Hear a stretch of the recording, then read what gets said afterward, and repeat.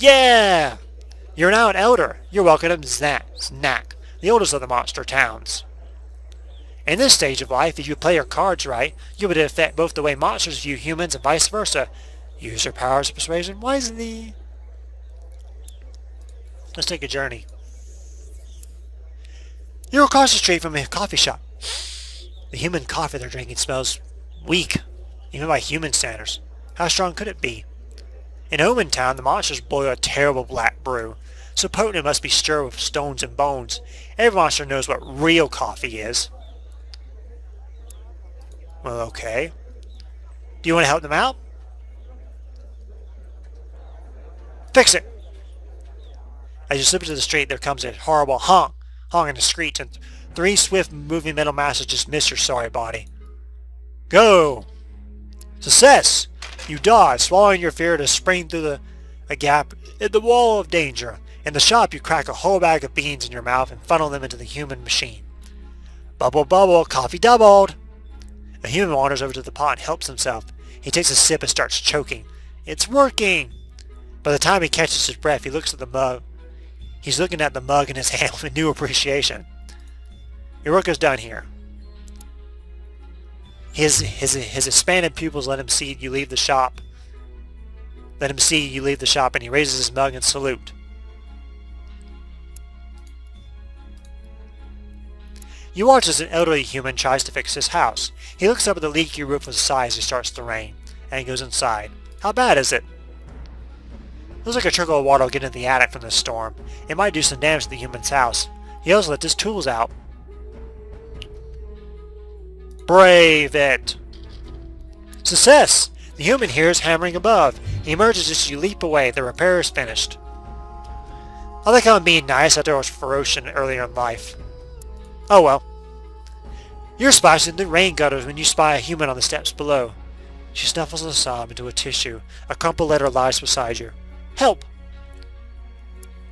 You slide down a gutter and squat beside the human. She squeaks and holds very still when you don't attack her. Okay. Finally she says, You want to know why I'm crying? My parents say I must marry Ernest, but I don't love him. I just wish he'd go away. Let's use our ferocity. The human takes you to the home of Ernest under cover of darkness. She asks him to withdraw his proposal. Then when he refuses, you leap out of the shadows and shriek! Yes. Until he's sitting in a puddle of terrified sweat. She laughs at him. You're a coward, Ernest. Goodbye. She fairly beams at you for your help.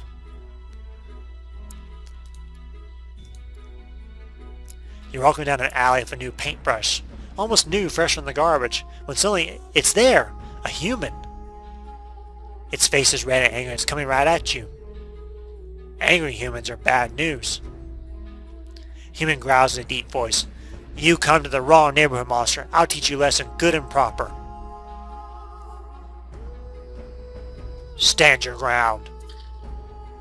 You puff over your body and stay where you are. The human lurches closer to you but doesn't attack.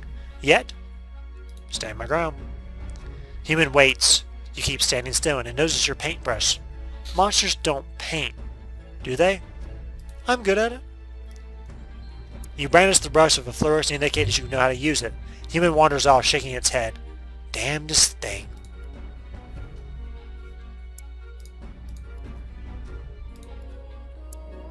Alleys are great places to find artifacts. Less so to find fat, small, crying human children. What of it? One such fat, small child wanders over to you clutching a lollipop. What's wrong? The human child says, I'm lost. Do you know how to get the plow straight? I think I stepped in poop. Find an adult human. You drag the child still crying onto the sidewalk. A loud human in a louder dress swoops down on the child, clucking and fussing. Hi. She waves back before she realizes you're a monster, and she shakes her head and stammers out her thanks. The child laughs and waves goodbye to you, and bemused his mother does the same.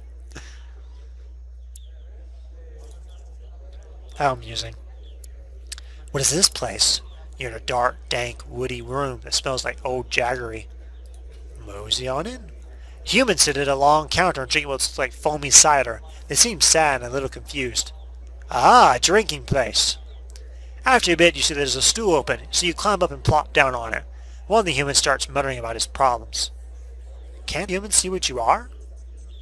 He doesn't appear to have noticed you yet. Maybe he just doesn't care. It sure is dark, though.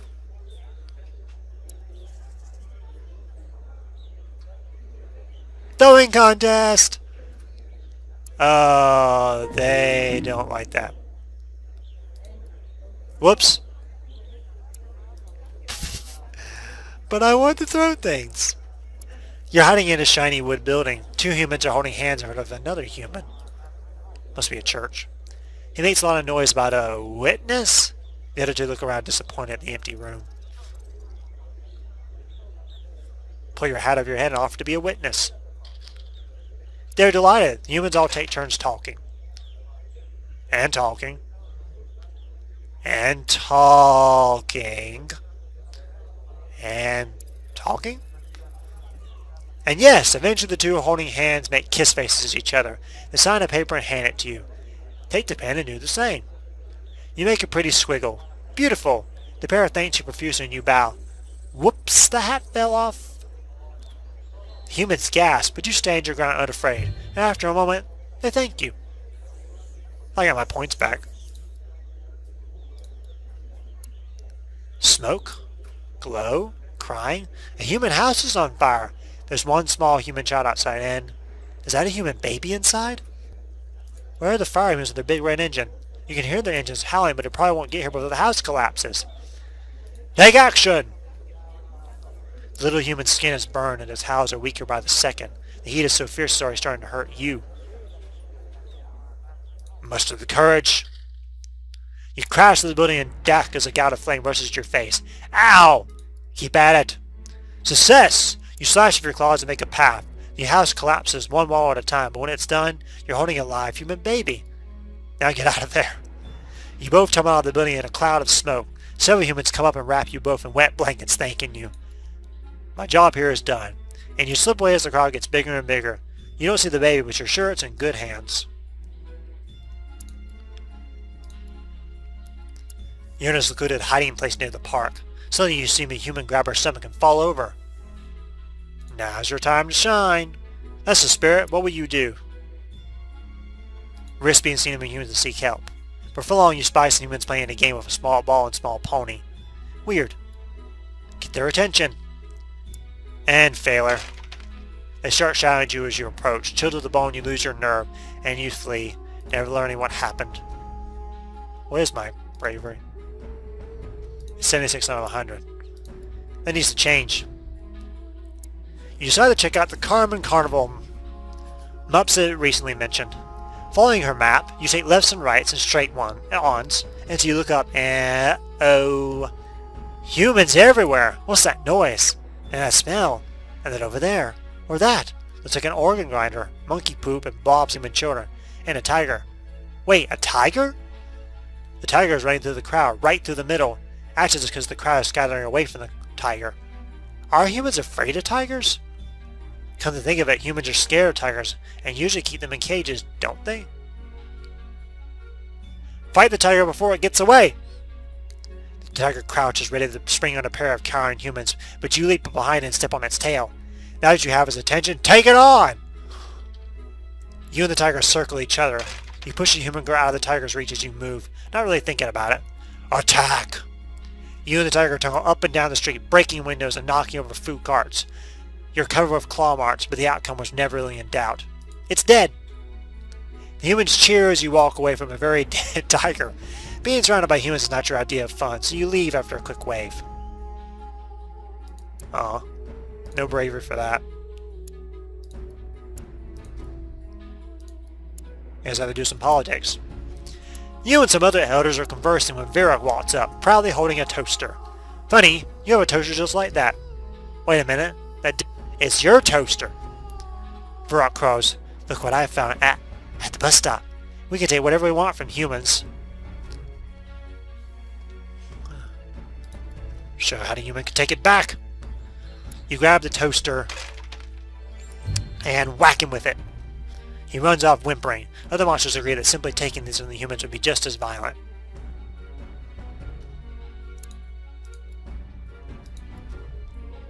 Gobclaws unrolls a big map showing the surrounding region. She points one pincer at a series of red circles. Say what? These are places where I've seen humans drop things. I think we should put garbage cans there.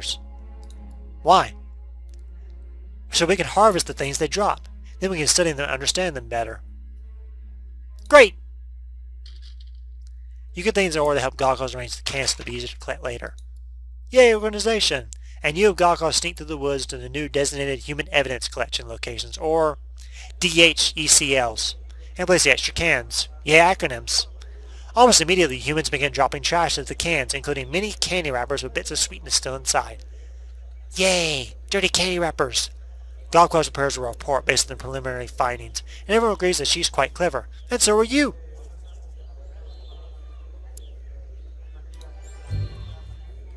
2 more things left. Grantman shouts. Might makes right, Perfect replies. Not always. We should talk more like the humans do.